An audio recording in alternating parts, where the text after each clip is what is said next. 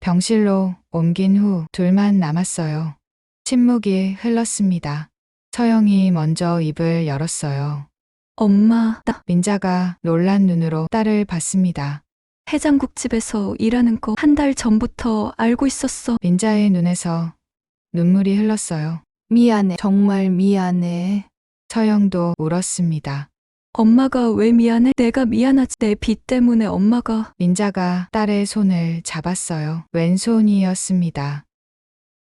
오전 11시 민자는 거실 소파에 앉아 텔레비전을 보고 있었습니다. 화면에서는 오늘의 요리를 소개하고 있었지만 민자의 시선은 자꾸만 벽시계로 향했어요. 아직 8시간이나 남았습니다. 저녁 7시까지 창밖으로 보이는 아파트 단지는 한산했습니다. 평일 낮 시간 대부분의 사람들은 일터에 나가 있었죠. 민자도 불과 2년 전까지는 그랬습니다. 매일 아침 8시에 출근해서 저녁 6시에 퇴근하는 규칙적인 삶. 구청에서 30년을 일했어요. 7급 공무원으로 시작해서 7급 공무원으로 끝났지만 그녀는 자신의 일에 자부심을 가지고 있었습니다. 정년퇴직을 하던 날 동료들이 꽃다발을 안겨주며 축하해 주었죠. 이제 편히 쉬라고 그동안 고생했다고. 그때만 해도 민자는 정말로 편히 쉴 수 있을 거라고 생각했습니다. 현관문이 열리는 소리가 들렸습니다. 민자는 재빨리 자세를 바로잡고 밝은 표정을 지었어요. 엄마, 나왔어. 서영이 지친 얼굴로 들어왔습니다. 35살의 외동딸, 프리랜서 디자이너로 일하고 있지만 요즘은 일감이 별로 없었어요. 어서 밥 먹었니? 민자가 일어서려 하자 서영이 손사래를 쳤습니다.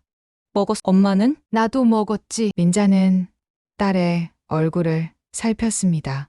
수척해진 볼, 다크서클이 짙게 드리운 눈. 1년 전 디자인 회사를 차렸다가 실패한 후로 서영은 많이 변했어요. 밝고 당찬 성격이었는데 이제는 자신감을 잃은 것처럼 보였습니다. 서영이 가방을 내려놓으며 한숨을 쉬었습니다. 또 일감을 못 구한 모양이었어요. 민자는 가슴이 아팠지만 내색하지 않았습니다. 피곤하면 좀 쉬어. 낮잠이라도 자고. 서영이 고개를 끄덕이며 자기 방으로 들어갔습니다. 문이 닫히는 소리가 들리자 민자는 깊은 한숨을 내쉬었어요. 딸이 사업에 실패했을 때 민자는 망설임 없이 퇴직금을 내주었습니다.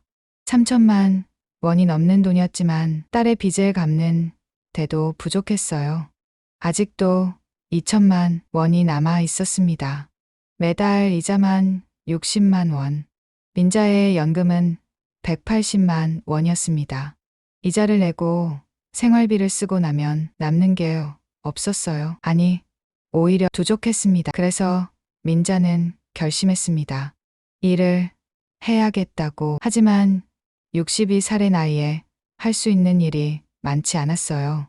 사무직은 나이 때문에 거절당했고 서비스직도 마찬가지였습니다.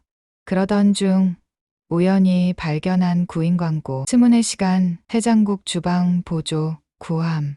야간 근무 가능자 우대. 민자는 망설임 끝에 전화를 걸었습니다. 나이를 말하자 상대방이 잠시 침묵했지만 야간 근무가 가능하다고 하자 면접을 보러 오라고 했어요. 그렇게 시작된 비밀스러운 일. 벌써 한 달이 지났습니다. 오후 3시 민자는 조용히 옷장을 열었습니다. 검은색 운동복과 편한 운동화.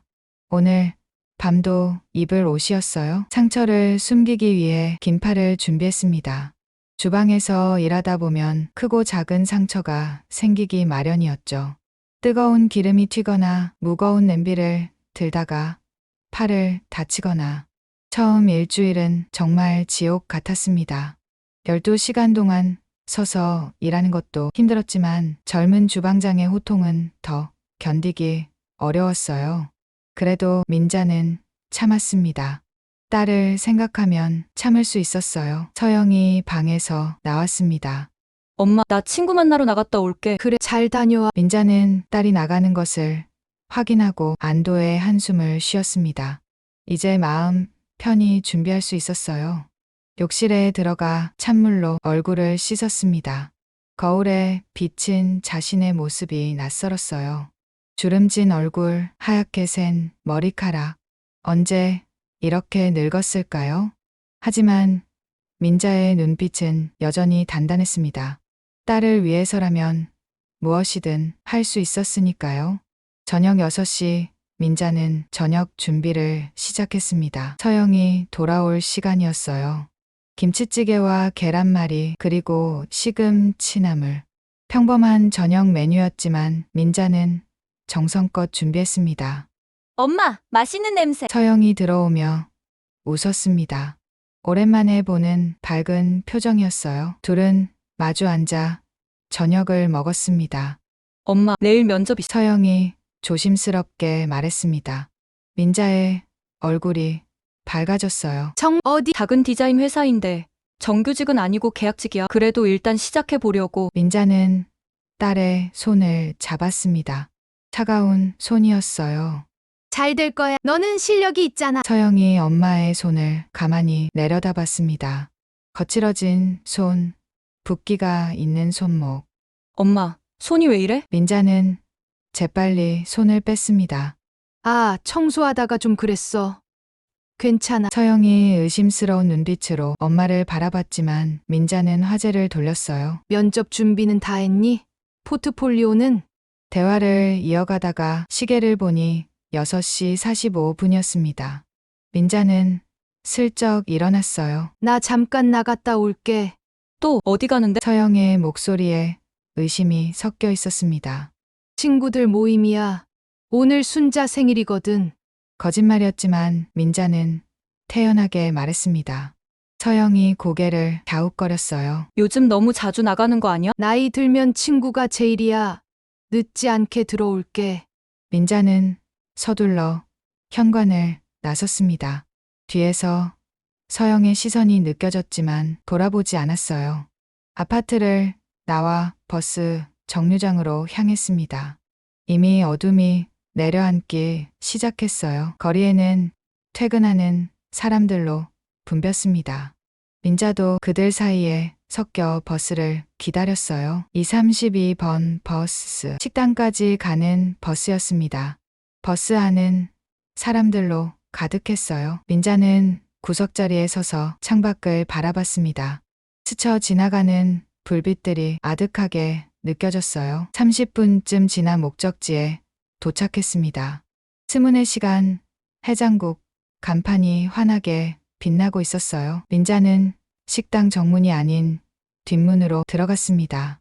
직원 출입구였죠. 좁은 복도를 지나 탈의실로 들어갔습니다. 이미 와 있는 동료가 있었어요. 50대 중반의 김아줌마였습니다. 어머 민자 씨 왔네. 김아줌마가 반갑게 인사했습니다. 민자도 미소를 지으며 답했어요. 네, 안녕하세요. 민자는 작업복으로 갈아입었습니다.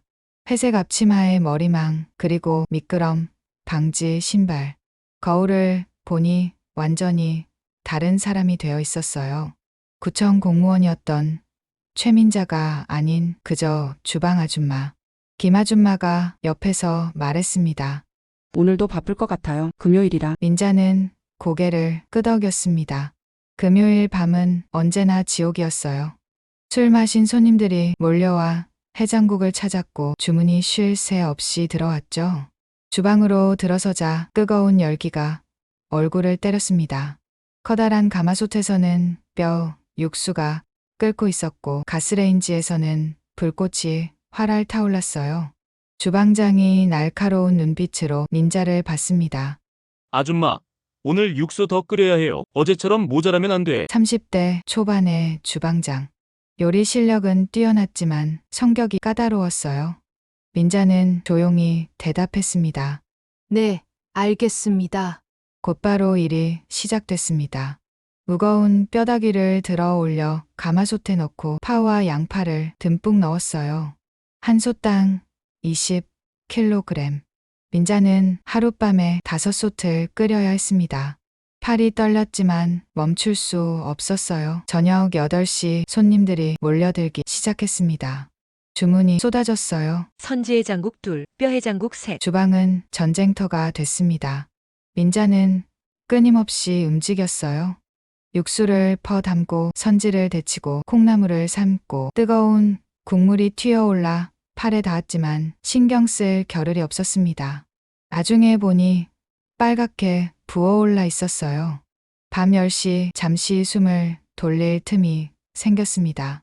민자는 뒷문으로 나가 찬 공기를 들이마셨어요. 온몸이 땀으로 젖어 있었습니다.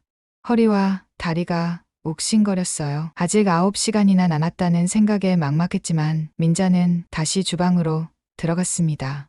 새벽 1시 또 다른 전쟁이 시작됐습니다. 술집에서 나온 손님들이 해장국을 찾아왔어요. 주방은 다시 아수라장이 됐습니다. 민자는 기계처럼 움직였어요. 생각할 겨를도 없이 그저 몸이 알아서 움직였습니다. 뜨거운 냄비를 들다가 손목을 삐끗했지만 계속 일했어요. 새벽 4시 드디어 손님이 뜸해졌습니다. 민자는 주방 한 구석에 주저앉았어요. 다리에 힘이 풀려 더 이상 서 있을 수가 없었습니다. 김아줌마가 물 한 잔을 건넸어요. 많이 힘드시죠? 민자는 억지로 웃으며 고개를 저었습니다. 괜찮아요. 하지만 괜찮지 않았어요. 온몸이 비명을 지르고 있었습니다. 그래도 민자는 참았습니다. 한 달에 280만 원. 그 돈이면 딸의 빚을 조금씩 갚아나갈 수 있었어요. 새벽 6시 마지막 정리를 시작했습니다. 가마솥을 씻고 바닥을 닦고 재료를 정리했어요. 온몸에 힘이 하나도 남지 않았지만 끝까지 해냈습니다. 아침 7시 드디어 퇴근 시간이었습니다. 민자는 작업복을 벗고 원래 옷으로 갈아입었어요. 거울을 보니 얼굴이 창백했습니다. 급하게 품을 꺼내 얼굴에 바르고 입술연지를 발랐어요. 서영이 의심하지 않도록 장 사장이 급여 봉투를 건넸습니다. 수고했어요. 다음 주에도 잘 부탁해요. 민자는 봉투를 받아 가방 깊숙이 넣었습니다. 묵직한 무게가 위로가 됐어요. 식당을 나와 버스를 탔습니다. 아침 출근 시간이라 버스는 10,000원이었어요. 민자는 겨우 한 자리를 찾아 앉았습니다. 눈이 감겼지만 잠들 수는 없었어요. 집에 가서 서영이 일어나기 전에 씻고 침대에 누워야 했으니까. 집에 도착한 것은 8시였습니다. 조용히 현관문을 열고 들어갔어요. 서영은 아직 자고 있었습니다. 민자는 욕실로 들어가 뜨거운 물로 샤워를 했어요. 온몸에 음식 냄새를 씻어냈습니다. 상처 난 곳에 약을 바르고 긴 팔 잠옷으로 갈아입었어요. 침대에 누우니 온몸이 녹아내리는 것 같았습니다. 하지만 잠은 오지 않았어요. 서영이 일어나는 소리가 들렸습니다. 민자는 자는 척했어요. 서영이 방문을 살짝 열고 들여다봤다가 다시 나갔습니다. 민자는 그제야 안심하고 눈을 감았어요. 오늘도 비밀을 지켰습니다. 내일도 모레도 계속 지켜야 할 비밀. 딸을 위한 거짓말. 민자는 깊은 잠에 빠져들었습니다. 일주일이 지났습니다. 서영은 거실 소파에 앉아 노트북을 보고 있었어요. 면접 결과를 기다리는 중이었습니다. 오후 2시 메일함을 새로 고침했지만 아무것도 없었어요. 한숨이 나왔습니다. 그때 안방에서 임기척이 들렸어요. 엄마가 일어난 모양이었습니다. 요즘 엄마는 낮에 자고 저녁에 나가는 패턴이 굳어졌어요. 민자가 거실로 나왔습니다. 얼굴이 부어 있었고 눈 밑에는 다크서클이 짙었어요. 엄마, 이제 일어났어? 서영이 물었습니다. 민자는 억지로 미소를 지으며 대답했어요. 어제 늦게 잤더니 서영은 엄마를 유심히 봤습니다. 오른쪽 팔목에 붕대가 감겨 있었어요. 엄마, 팔은 왜 그래? 민자가 황급히 소매를 내렸습니다. 아, 이거 그냥 부딪혔어. 별거 아니야. 거짓말 같았어요. 서영은 지난 한 달간 엄마의 변화를 하나하나 떠올렸습니다. 내일 저녁 7시에 나가서 새벽에 돌아오는 거. 온몸에서 나는 음식 냄새. 여기저기 생기는 상처들. 그리고 갑자기 늘어난 현금. 지난주에 엄마는 서영에게 100만 원을 줬어요. 생활비 보탰어? 연금으로는 빠듯할 텐데 어디서 난 돈일까요? 서영은 불안했습니다. 혹시 엄마가 위험한 일에 빠진 건 아닐까? 민자가 부엌으로 가서 물을 마셨습니다. 손이 떨리는 게 보였어요. 과로 때문이었지만 서영은 다른 상상을 했습니다. 엄마, 요즘 왜 이렇게 피곤해 보여? 민자가 돌아보며 말했어요. 나이 들어서 그래. 잠이 잘 안 와. 또 거짓말. 서영은 확신했습니다.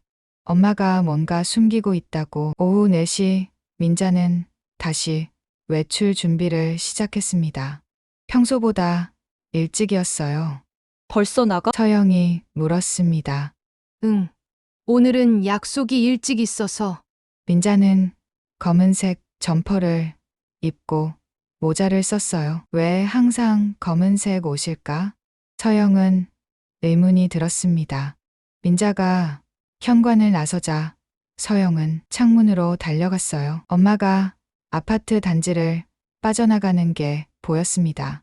서영은 결심했습니다. 오늘은 꼭 엄마를 따라가 보기로. 급하게 외투를 걸치고 현관을 나섰어요. 멀리서 엄마의 뒷모습이 보였습니다.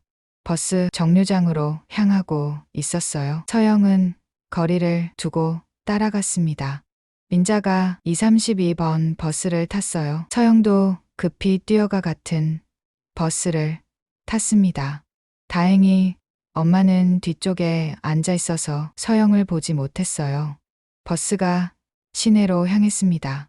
30분쯤 지나 민자가 내렸어요. 번화가였습니다. 서영도 조심스럽게 내렸어요. 민자가 골목으로 들어갔습니다. 스문의 시간 해장국 간판이 보였어요. 서영은 놀랐습니다. 해장국집에 왜 가는 걸까? 민자가 식당 뒷문으로 들어가는 게 보였어요. 서영은 망설였습니다. 따라 들어가야 할까? 기다려야 할까? 일단 정문으로 들어가 보기로 했어요. 식당 안은 아직 한산했습니다. 저녁 시간이 되려면 1시간 정도 남았으니까요. 서영은 구석자리에 앉았습니다. 뭐 드릴까요? 종업원이 다가왔어요. 아, 사이다 먼저 주세요. 이상한 주문이었지만 종업원은 그냥 가져다 줬습니다. 서영은 주방 쪽을 살폈어요. 조리대 너머로 사람들이 분주히 움직이는 게 보였습니다. 그런데 그중 한 명이 낯익었어요. 회색 앞치마를 두른 뒷모습. 설마. 서영은 자리에서 일어나 화장실 가는 척하며 주방 쪽으로 갔습니다. 주방 입구에서 안을 들여다봤어요. 순간 숨이 멎는 듯 했습니다. 민자가 거기 있었어요. 커다란 냄비를 들고 있었습니다. 얼굴은 땀으로 범벅이었고 앞치마는 국물로 얼룩져 있었어요. 아줌마, 뼈 더 넣어요. 젊은 요리사가 소리쳤습니다. 민자는 재빨리 움직였어요. 무거운 뼈다귀 봉지를 들어 올렸습니다. 힘겨워 보였어요. 서영은 다리에 힘이 풀렸습니다. 엄마가 식당에서 일하고 있었다니. 그것도 이런 힘든 일을. 눈물이 났지만 참았어요. 여기서 들키면 안 됐습니다. 서영은 조용히 자리로 돌아왔어요. 계산을 하고 나왔습니다. 밖에 나와서야 눈물이 쏟아졌어요. 62살 엄마가 왜 저런 일을 하는 걸까? 서영은 알고 있었습니다. 자신 때문이라는 걸. 사업 실패로 진 빚. 엄마가 퇴직금을 다 써도 모자랐던 집으로 돌아온 서영은 방에 들어가 울었습니다. 자신이 너무 한심했어요. 35살이나 됐는데 엄마한테 이런 고생을 시키다니. 1시간쯤 울다가 서영은 결심했습니다. 더 열심히 일을 찾아야겠다고, 아니 무슨 일이든 해야겠다고. 밤 10시 서영은 거실에 앉아 기다렸습니다. 엄마가 언제 돌아올지 몰랐지만 기다리기로 했어요.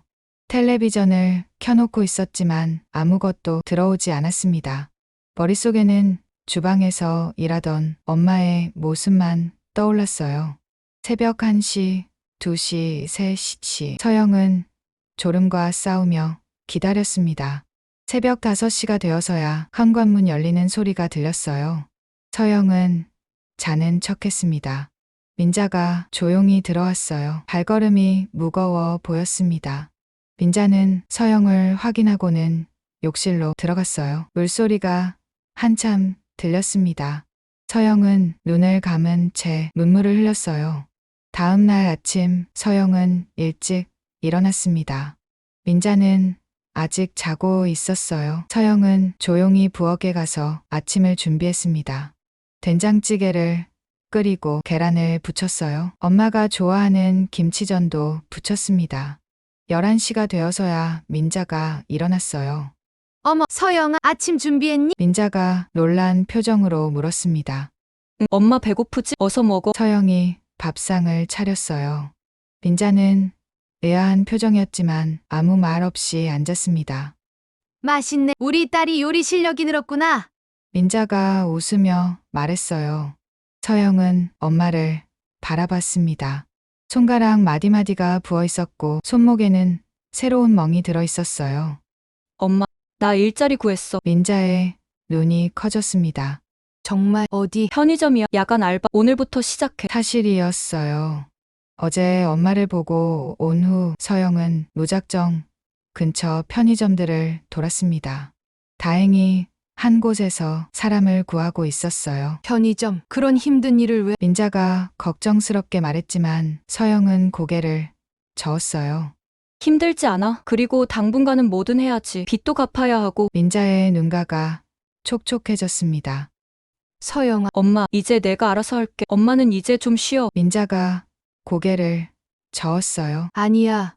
엄마는 괜찮아. 너는 내 일에만 집중해. 서영은 알고 있었습니다. 엄마가 식당 일을 그만두지 않을 거라는 걸. 그래서 서영도 포기하지 않기로 했어요. 엄마 몰래 돈을 벌어서 빚을 갚기로. 그날 저녁 민자는 여느 때처럼 나갔습니다. 친구들 만나러 간다는 거짓말과 함께 서영도 1시간 후에 집을 나섰어요. 편의점으로 가는 길. 서영은 생각했습니다. 엄마와 자신 둘 다 서로를 위해 거짓말을 하고 있다고. 하지만 언젠가는 진실을 마주해야 할 거라고. 편의점에 도착한 서영은 유니폼을 입었습니다. 처음 해보는 일이라 어색했어요. 점장이 이것저것 가르쳐 줬지만 복잡했습니다. 계산대 사용법, 담배 진열, 김밥 데우기, 커피 만들기. 머리가 아팠지만 서영은 열심히 배웠어요. 밤 11시 손님이 뜸해졌습니다. 서영은 잠시 숨을 돌렸어요. 유리문 밖 거리는 한산했습니다.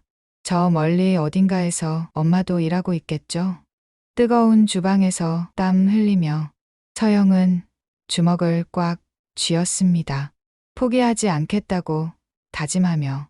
새벽 2시 취객이 들어왔어요. 담배 한 갑 줘. 비틀거리며 말했습니다. 서영이 담배를 건네자 취객이 갑자기 화를 냈어요. 이거 말고 다른 거. 서영은 당황했지만 침착하게 대응했습니다. 어떤 걸 원하시는지 말씀해 주세요. 우여곡절 끝에 취객이 나갔어요. 서영은 한숨을 쉬었습니다. 이런 일을 엄마는 매일 겪고 있는 거겠죠. 아니, 더 힘든 일을. 새벽 6시 교대 시간이 됐습니다. 서영은 지친 몸을 이끌고 집으로 돌아왔어요. 현관문을 열자 민자가 거실에 앉아 있었습니다. 서영아, 일 끝났니? 엄마도 방금 돌아온 것 같았어요. 머리가 젖어 있었습니다. 엄마는? 나도 방금 들어왔어. 둘은 서로를 바라봤습니다. 둘 다 지쳐 있었지만 서로에게는 괜찮은 척 했어요. 배고프지? 뭐 좀 먹을까? 민자가 일어서려 하자 서영이 말렸습니다. 아니야. 괜찮아. 엄마 먼저 씻어. 나도 씻고 잘게. 그날부터 모녀의 엇갈린 생활이 시작됐습니다. 서영은 밤에 일하고 낮에 자고, 민자도 밤에 일하고 낮에 자고, 서로 마주치는 시간은 저녁 잠깐뿐이었어요. 그 짧은 시간에도 둘은 서로를 걱정했습니다. 밥은 먹었니? 엄마는 잘 잤어? 무리하지 마. 엄마도. 일주일이 또 지났습니다. 서영은 편의점 일에 조금씩 적응했어요.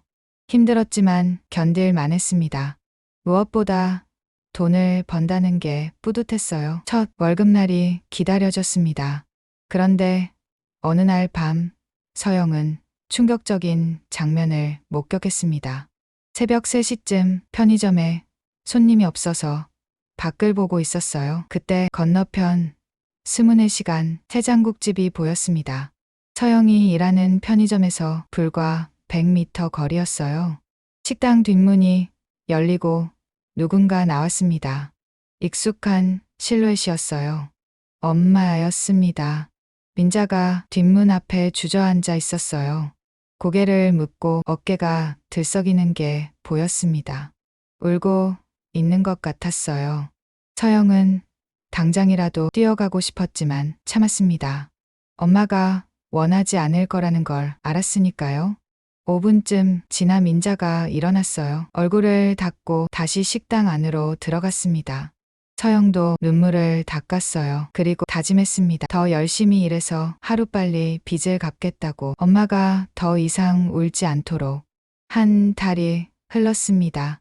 토요일 저녁 6시 민자는 평소보다 일찍 외출 준비를 했어요. 주말이면 식당이 더 바빴기 때문입니다. 거울을 보니 얼굴이 많이 야위어 있었어요. 2달 동안 10kg이나 빠졌습니다. 하지만 민자는 개의치 않았어요. 서영의 빚이 조금씩 줄어들고 있다는 게 중요했으니까. 서영은 거실에서 노트북을 보고 있었습니다. 프리랜서 일감을 찾는 중이었어요. 편의점 알바와 병행하려니 힘들었지만 그래도 포기하지 않았습니다. 엄마, 벌써 나가? 민자가 고개를 끄덕였어요. 응. 오늘은 약속이 많아서. 거짓말이 이제는 자연스러웠습니다. 민자가 현관을 나서자 서영은 한숨을 쉬었어요. 엄마가 식당에서 일한다는 걸 안 지 한 달. 매일 마음이 아팠지만 모른 척해야 했습니다. 엄마의 자존심을 지켜주고 싶었으니까요. 저녁 7시 민자는 식당 주방에서 일을 시작했습니다. 토요일 저녁은 언제나 전쟁 같았어요. 가족 단위 손님들, 회식하는 직장인들, 데이트하는 연인들 모두가 해장국집에 몰려들었습니다. 아줌마, 육수 빨리. 주방장이 소리쳤어요. 민자는 뜨거운 가마솥에서 육수를 퍼냈습니다. 김이 얼굴을 덮쳤어요. 숨쉬기가 힘들었지만 멈출 수 없었습니다. 8시, 9시, 10시. 시간이 갈수록 주문이 늘어났어요. 민자는 쉴 새 없이 움직였습니다. 무거운 뼈다귀를 나르고 뜨거운 국물을 붓고 미끄러운 바닥을 오가며 그때였습니다. 바닥에 쏟아진 기름을 밟은 민자가 미끄러졌어요. 균형을 잃은 채 쓰러지면서 손이 뜨거운 튀김기에 닿았습니다. 비명이 터져 나왔어요. 200도가 넘는 기름이 손목을 덮쳤습니다. 살이 타는 냄새가 났어요. 김아줌마가 달려왔습니다.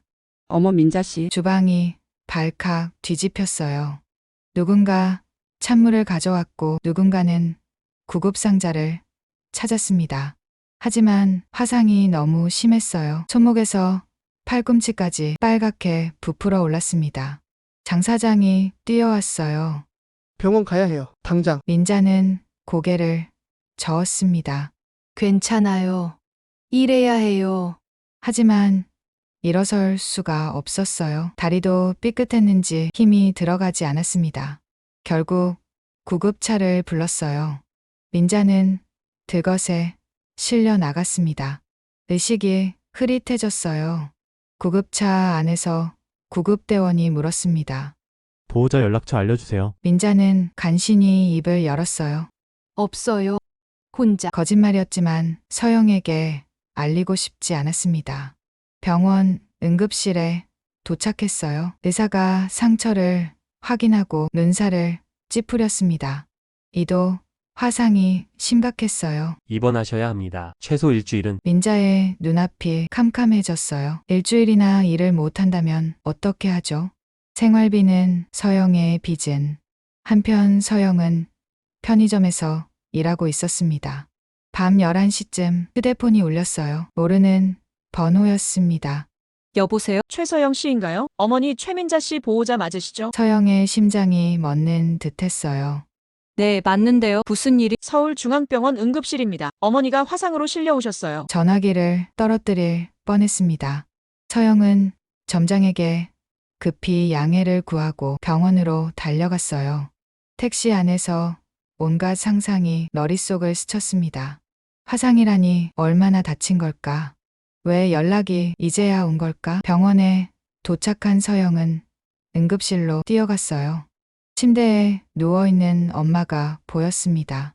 오른팔이 붕대로 칭칭 감겨 있었고 얼굴은 창백했어요. 엄마, 민자가 눈을 떴습니다. 딸을 보자 눈물이 흘렀어요. 서영아. 병원에서 연락 왔어. 엄마, 이게 뭐야? 어떻게 된 거야? 민자는 대답하지 못했어요. 그때 간호사가 다가왔습니다.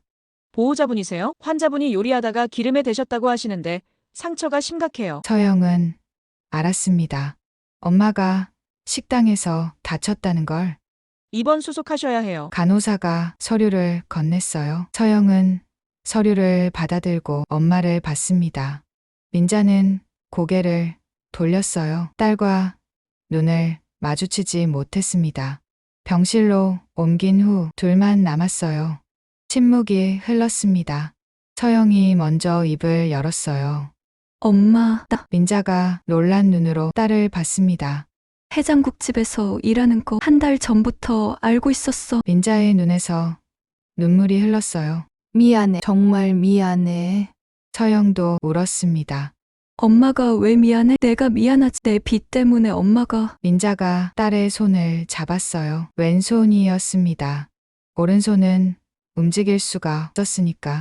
아니, 엄마가 하고 싶어서 한 거야. 거짓말이었지만 민자는 딸을 위로하고 싶었어요. 그때 병실 문이 열렸습니다. 장 사장이 들어왔어요. 어머니 괜찮으세요? 장 사장은 과일 바구니를 내려놓으며 말했습니다. 서영이 일어섰어요. 안녕하세요. 저는 딸입니다. 장 사장이 고개를 숙였습니다. 죄송합니다. 제가 더 조심했어야 했는데 서영은 장 사장을 바라봤어요. 이 사람이 엄마를 고용한 사람이었습니다. 엄마가 언제부터 이랬어요? 2달 정도 됐습니다. 정말 성실하게 일하셨어요. 장 사장이 봉투를 꺼냈어요. 이번 달 급여하고 위로금입니다. 서영이 봉투를 받았습니다. 묵직했어요. 어머니 다 나으시면 언제든 돌아오세요. 자리는 비워둘게요. 장 사장이 나간 후 서영은 봉투를 열어봤어요. 500만 원이 들어 있었습니다. 급여와 위로금을 합친 금액이었죠. 서영은 돈을 보며 또 울었어요. 엄마가 이 돈을 벌기 위해 얼마나 고생했을까. 민자가 말했습니다. 서영아, 엄마 괜찮아. 금방 나을 거야. 하지만 의사는 다르게 말했어요. 다음 날 회진 때 의사가 설명했습니다. 상처가 깊어서 완치까지 한 달은 걸릴 거라고, 그리고 흉터가 남을 수도 있다고. 민자는 담담하게 받아들였지만 서영은 가슴이 무너졌어요. 병실에서 나온 서영은 복도에서 한참을 울었습니다. 그리고 결심했어요. 더 이상 이렇게 살 수 없다고, 뭔가 바꿔야 한다고. 서영은 휴대폰을 꺼냈어요. 그동안 자존심 때문에 연락하지 않았던 사람들에게 전화를 걸기 시작했습니다. 대학 동기들, 선배들, 전 직장 동료들, 일자리를 찾아달라고 프로젝트가 있으면 알려달라고 자존심은 버렸어요. 엄마를 위해서라면 뭐든 할 수 있었습니다. 오후가 되어 병실로 돌아왔을 때 민자가 자고 있었어요. 붕대 감긴 팔이 안쓰러워 보였습니다. 서영은 엄마 옆에 앉아 속삭였어요. 엄마, 이제 내가 할게. 엄마는 쉬어. 잠든 엄마의 얼굴이 평화로워 보였어요. 서영은 엄마의 왼손을 잡았습니다. 거칠고 상처 난 손. 그 손이 자신을 키워줬고 지금도 지켜주고 있었어요. 저녁이 되자 민자가 깨어났습니다. 서영아, 너 편의점 가야 하지 않니? 엄마는 이런 상황에서도 딸을 걱정했어요. 오늘은 쉬기로 했어. 엄마 간병해야지. 민자가 고개를 저었습니다. 아니야, 일해야지. 하지만 서영은 움직이지 않았어요. 엄마, 우리 이제 솔직해지자. 민자가 딸을 봤습니다. 서영이 말을 이었어요. 나도 엄마한테 거짓말했어. 편의점 알바하는 것도 엄마 몰래 한 거야. 엄마가 혼자 고생하는 게 미안해서. 민자의 눈이 커졌습니다. 서영아, 엄마도 나 때문에 일한 거 알아. 미안해. 정말 미안해. 모녀는 서로를 바라보며 울었어요. 그동안 쌓였던 미안함과 고마움이 눈물이 되어 흘렀습니다.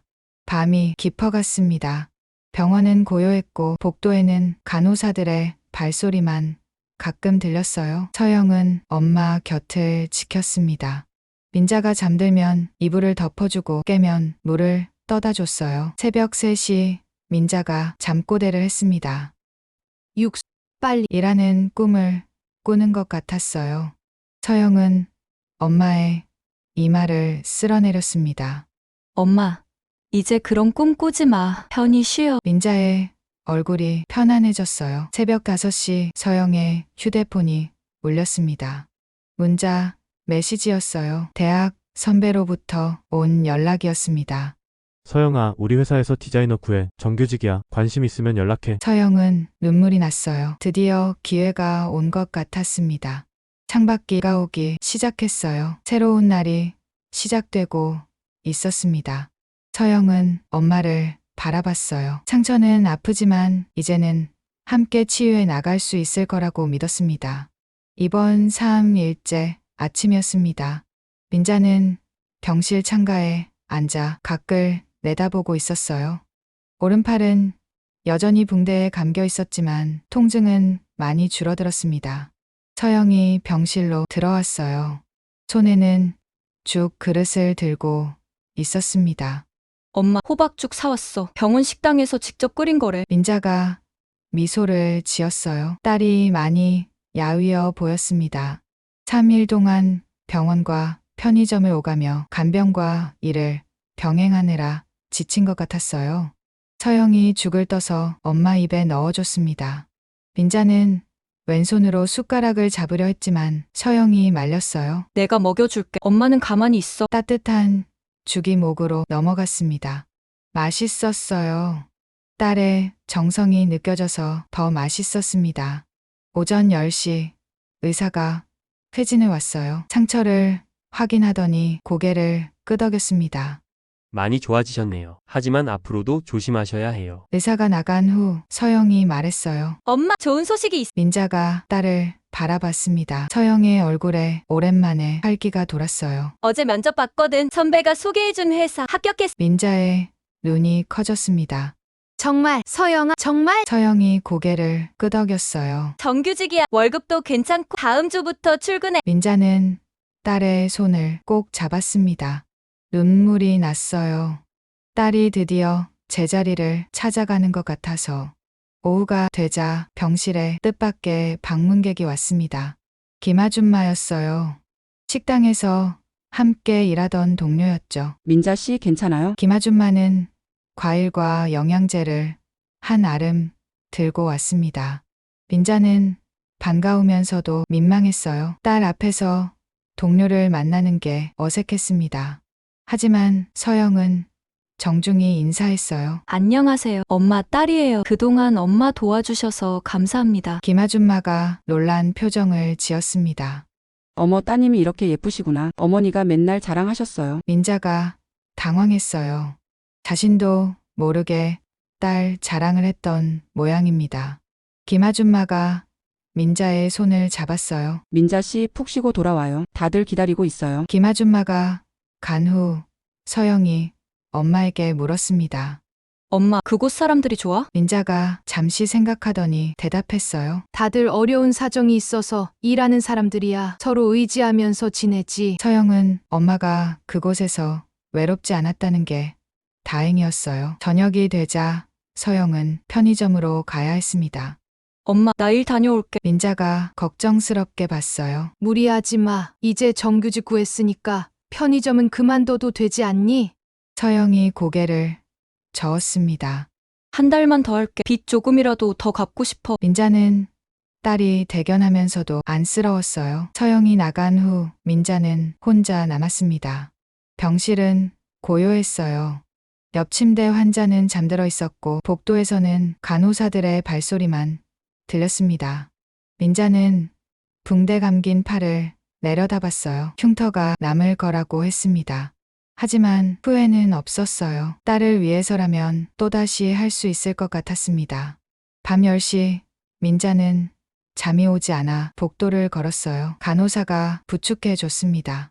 병원 로비까지 내려갔다가 올라오는 길에 응급실을 지나쳤어요. 며칠 전 자신이 실려왔던 곳이었죠. 그때의 고통이 아직도 생생했습니다.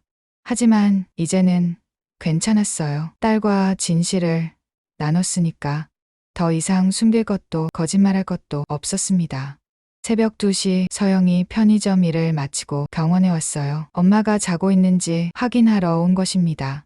민자는 자는 척했어요. 딸이 더 걱정할까봐. 서영은 엄마의 이불을 다독이고 물컵에 물을 채워놓았습니다. 그리고 의자에 앉아 잠시 쉬었어요. 피곤한지 금세 졸기 시작했습니다. 민자는 살짝 눈을 떠서 딸을 바라봤어요. 의자에 기댄 채 잠든 딸의 얼굴이 어려 보였습니다. 35살이지만 아직도 민자에게는 어린아이 같았어요. 새벽 4시 서영이 깨어났습니다. 엄마, 깨어 있었어? 민자가 미소를 지었어요. 응. 화장실 다녀왔어. 서영이 일어서며 말했습니다. 나 집에 가서 씻고 올게. 아침에 죽 사올 거야. 민자가 딸을 불렀어요. 서영아. 서영이 엄마에게 다가와 안았습니다. 붕대 때문에 조심스러웠지만 따뜻한 포옹이었어요. 엄마가 더 고마워. 이번 일주일째 되는 날 민자는 퇴원 허가를 받았습니다. 상처는 아직 완치되지 않았지만 통원 치료가 가능하다고 했어요.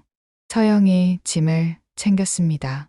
엄마, 조심해서 일어나. 민자는 딸의 부축을 받으며 일어섰어요. 일주일 만에 서는 거라 다리에 힘이 없었습니다. 병원을 나서자 햇빛이 눈부셨어요. 오랜만에 맞는 바깥 공기가 상쾌했습니다. 택시를 타고 집으로 가는 길, 민자는 창밖을 바라봤어요. 세상은 여전히 돌아가고 있었습니다. 사람들은 바쁘게 움직이고 차들은 질주했어요. 집에 가자 서영이 엄마를 안방에 모셨습니다. 엄마, 누워서 쉬어. 내가 점심 준비할게. 민자는 침대에 누웠어요. 집이라는 게 이렇게 편안한 곳이었나 싶었습니다. 병원에서는 느끼지 못했던 안정감이 밀려왔어요. 점심으로 서영이 미역국을 끓였습니다. 엄마, 미역국이야. 생일도 아닌데 끓였어. 민자가 웃었어요. 맛있겠다. 둘은 마주 앉아 밥을 먹었습니다. 오랜만에 집에서 먹는 따뜻한 밥상이었어요. 서영이 말했습니다. 엄마, 내일부터 출근이야. 그동안 집에서 푹 쉬어. 민자가 고개를 끄덕였어요. 딸이 일하러 가는 게 자랑스러웠습니다. 오후가 되자 서영은 노트북을 펴고 일했어요. 새 직장에 제출할 포트폴리오를 정리하는 중이었습니다. 민자는 거실에서 텔레비전을 보며 딸을 지켜봤어요. 집중해서 일하는 딸의 모습이 예뻐 보였습니다. 저녁 7시가 됐습니다. 평소 같으면 민자가 식당으로 출근할 시간이었어요. 하지만 이제는 갈 수 없었습니다. 아니, 가지 않아도 됐습니다. 서영이 정규직을 구했으니까. 그래도 왠지 허전했어요. 2달 동안 매일 갔던 곳이었으니까. 함께 일했던 사람들이 떠올랐습니다. 다들 잘 지내고 있을까? 밤 9시 서영이 편의점으로 출근했어요. 엄마, 다녀올게. 혼자 괜찮지? 민자가 손을 흔들었습니다. 그럼 조심해서 다녀와. 서영이 나간 후 민자는 혼자 남았어요. 조용한 집안이 낯설게 느껴졌습니다. 그동안은 이 시간에 일하느라 바빴는데 민자는 일기장을 꺼냈어요. 왼손으로 쓰기가 불편했지만 천천히 적어 나갔습니다. 오늘의 일들, 느낌들, 감사한 것들, 특히 서영에 대한 고마움을 적었어요. 11시가 되자 피곤이 몰려왔습니다. 민자는 침대에 누웠어요. 오른팔이 욱신거렸지만 견딜만 했습니다. 약을 먹고 눈을 감았어요. 새벽 1시 전화벨이 울렸습니다. 서영이었어요. 엄마, 자고 있었어? 깨웠어? 민자가 일어나 앉았습니다. 아니야. 안 잤어. 무슨 일이야? 서영의 목소리가 밝았어요. 방금 회사에서 연락 왔어. 내일 출근 말고 모레부터 하래. 준비할 시간 더 준다고. 민자가 안도했습니다. 딸이 좀 쉴 수 있을 것 같아서. 잘 됐네. 푹 쉬어. 응. 엄마도 잘 자. 전화를 끊고 민자는 다시 누웠어요. 마음이 평화로웠습니다. 모든 게 제자리를 찾아가는 것 같았어요. 새벽 5시 민자는 습관적으로 일어났습니다. 평소 같으면 퇴근 시간이었거든요. 하지만 이제는 일어날 필요가 없었어요. 다시 눈을 감았습니다. 창밖이 밝아오고 있었어요. 새로운 하루가 시작되고 있었습니다. 민자와 서영에게도 새로운 시작이었어요. 더 이상 거짓말하지 않아도 되는, 서로를 온전히 이해하는 그런 새로운 시작. 석 달이 흘렀습니다. 가을이 깊어가는 11월의 토요일 오전, 민자는 거실에서 창밖을 바라보고 있었어요. 아파트 단지의 나무들이 울긋불긋 물들어 있었습니다. 오른팔의 붕대는 이미 오래전에 풀었어요. 흉터는 남았지만 더 이상 아프지 않았습니다. 서영이 안방에서 나왔어요. 주말인데도 일찍 일어난 모양이었습니다. 엄마, 일어났어? 민자가 돌아보며 웃었습니다. 딸의 얼굴에 생기가 돌았어요. 정규직으로 일한 지 석 달, 서영은 완전히 달라져 있었습니다. 자신감이 돌아왔고 표정도 밝아졌어요. 오늘 특별한 날이잖아. 서영이 신비스럽게 웃으며 말했습니다. 오늘은 서영이 첫 프로젝트를 성공적으로 마친 날이었어요. 그리고 더 중요한 의미가 있는 날이기도 했습니다. 서영이 봉투를 꺼내 엄마에게 건넸어요. 엄마, 이거 민자가 봉투를 열어봤습니다. 통장이었어요. 잔액을 확인한 민자의 눈이 커졌습니다. 서영아, 이게 서영이 엄마 옆에 앉았어요. 석 달 동안 모은 거야. 회사 월급이랑 프로젝트 보너스, 그리고 편의점 알바비까지 1,000만 원이야. 민자의 눈에 눈물이 고였습니다. 빚 절반은 갚을 수 있어. 나머지도 6개월이면 다 갚을 수 있을 거야. 민자가 딸의 손을 잡았어요. 말이 나오지 않았습니다. 서영이 엄마의 어깨를 안았어요. 엄마가 나 위해서 고생한 거에 비하면 아무것도 아니야. 민자는 딸의 품에서 한참을 울었습니다. 기쁨의 눈물이었어요. 오후가 되자 둘은 함께 외출했습니다. 오랜만에 나들이였어요. 버스를 타고 시내로 나갔습니다. 백화점에 들러 쇼핑도 하고 카페에서 차도 마셨어요. 평범한 일상이었지만 둘에게는 특별했습니다. 더 이상 숨길 것도 거짓말할 것도 없는 솔직한 시간이었으니까. 카페에서 서영이 말했어요. 엄마, 나 이번에 승진 심사 대상이 됐어. 민자가 놀라며 딸을 봤습니다. 벌써 3개월밖에 안 됐는데 서영이 쑥스럽게 웃었어요. 대표님이 내 디자인을 좋아하셔서 아직 확정은 아니지만 민자는 딸이 자랑스러웠어요. 어려움을 이겨내고 다시 일어선 딸이 저녁이 되어 집으로 돌아오는 길, 둘은 해장국집 앞을 지나갔습니다. 스문의 시간, 해장국 간판이 여전히 환하게 빛나고 있었어요. 민자가 잠시 멈춰 섰습니다. 가게 안이 보였어요. 주방에서 일하는 사람들의 실루엣이 보였습니다. 김아줌마도 보이는 것 같았어요. 엄마, 들어가 볼래? 서영이 물었습니다. 민자가 고개를 저었어요.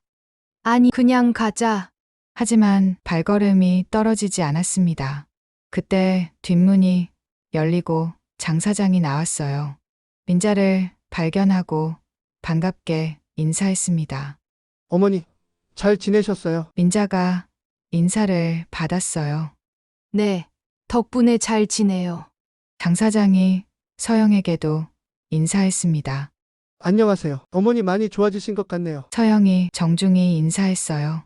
네, 감사합니다. 그동안 엄마 신경 써주셔서. 장 사장이 민자를 보며 말했습니다.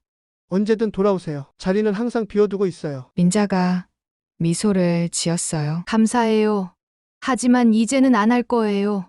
장 사장이 아쉬운 표정을 지었지만 이해한다는 듯 고개를 끄덕였습니다.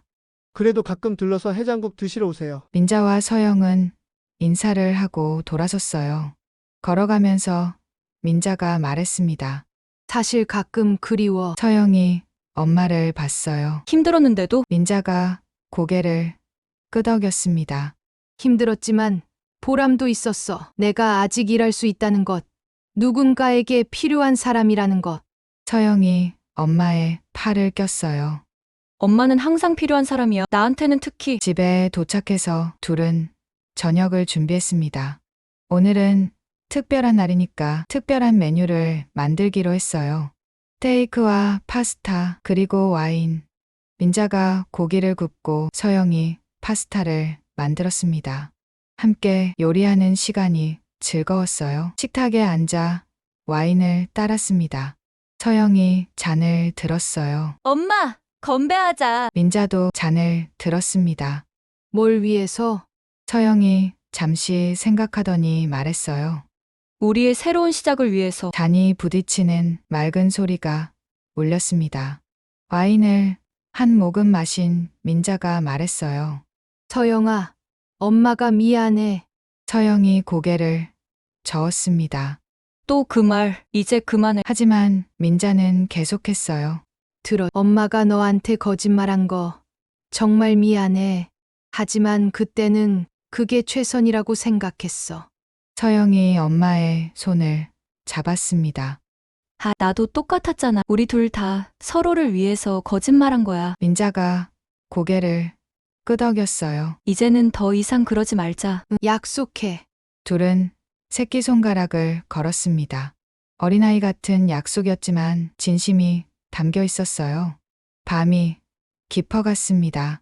와인을 다 마신 둘은 거실에서 이야기를 나눴어요. 서영이 회사 이야기를 하고 민자는 옛날 이야기를 했습니다. 처음으로 솔직하게 나누는 대화였어요. 엄마, 사실 나 알고 있었어. 서영이 갑자기 말했습니다. 엄마가 나 위해서 얼마나 희생했는지. 아빠 돌아가시고 나서도, 내가 사업 실패했을 때도. 민자가 딸을 바라봤어요. 서영의 눈에 눈물이 고여 있었습니다. 그때는 너무 힘들어서 엄마한테 기댈 수밖에 없었어. 미안해. 민자가 딸을 안았어요. 미안하지 마. 엄마는 내가 있어서 살 수 있었어. 둘은 한참을 안고 있었습니다. 따뜻한 포옹이었어요. 새벽 1시가 되어서야 둘은 잠자리에 들었습니다. 민자는 침대에 누워 천장을 바라봤어요. 오늘 하루가 참 행복했습니다. 평범한 일상이었지만 그 평범함이 소중했어요. 다음 날 일요일 아침 민자는 일찍 일어났습니다. 부엌에서 아침을 준비했어요. 된장찌개와 계란말이 그리고 나물 반찬들. 서영이 일어나서 부엌으로 왔습니다. 엄마, 좋은 냄새. 둘은 마주 앉아 아침을 먹었어요. 텔레비전에서는 아침 뉴스가 흘러나왔습니다. 평화로운 일요일 아침이었어요. 엄마, 오늘 뭐 할까? 서영이 물었습니다. 민자가 생각하다가 말했어요. 산책이나 갈까? 날씨도 좋은데. 오전 10시 둘은 근처 공원으로 산책을 나갔습니다. 단풍이 아름답게 물들어 있었어요. 산책로를 따라 천천히 걸었습니다. 민자의 오른팔은 완전히 회복됐지만 가끔 뻐근함이 느껴졌어요. 하지만 괜찮았습니다. 이 정도는 충분히 견딜 수 있었으니까. 벤치에 앉아 쉬면서 서영이 말했습니다. 엄마, 나 결심한 게 있어. 민자가 딸을 봤어요. 빚 다 갚으면 엄마랑 여행 가고 싶어. 제주도든 어디든. 민자가 웃었습니다. 좋지, 꼭 가자. 서영이 엄마의 팔을 꼈어요. 그때까지 건강해야 해. 엄마 건강해. 둘은 다시 일어나 걸었습니다. 가을 햇살이 따뜻했어요. 바람은 선선했고 하늘은 맑았습니다. 민자는 딸과 나란히 걸으며 생각했어요. 인생에는 여러 고비가 있지만 그 고비를 넘으면 더 단단해진다고. 자신도 딸도 그랬습니다. 넘어지고 다치고 아팠지만 결국 일어섰어요. 그리고 이제는 함께 걷고 있습니다. 거짓없이 숨김없이 진실하게. 공원을 한 바퀴 돌고 집으로 돌아오는 길, 서영이 말했습니다. 엄마, 사랑해. 민자가 놀라서 딸을 봤어요. 서영이 쑥스럽게 웃었습니다. 갑자기 말하고 싶어서. 민자도 웃으며 대답했어요. 나도 사랑해. 집에 도착한 둘은 현관문을 열었습니다. 따뜻한 집이 둘을 맞이했어요. 이제 이곳에는 비밀이 없었습니다. 거짓말도 없었어요. 그저 서로를 아끼는 모녀가 있을 뿐이었습니다. 민자는 거실 창가에 서서 밖을 내다봤어요. 세상은 여전히 돌아가고 있었습니다. 하지만 이제는 두렵지 않았어요. 딸이 있으니까, 함께 걸어갈 사람이 있으니까. 서영도 엄마 옆에 섰습니다. 엄마, 우리 잘 될 거. 민자가 딸의 어깨를 안았어요. 그럼 당연하지. 창밖으로 보이는 가을 풍경이 아름다웠습니다. 떨어지는 낙엽도 불어오는 바람도 모든 게 자연스러웠어요. 민자와 서영의 삶도 그랬습니다. 아프고 힘든 시간이 있었지만 그것도 삶의 일부였어요. 중요한 건 함께라는 거. 서로를 이해하고 아끼며 함께 걸어간다는 거. 그것이 가족의 의미였습니다. 해가 저물어가고 있었어요. 하지만 내일은 다시 해가 뜰 것입니다. 민자와 서영에게도 새로운 내일이 기다리고 있었어요. 더 이상 혼자가 아닌 함께하는 내일이.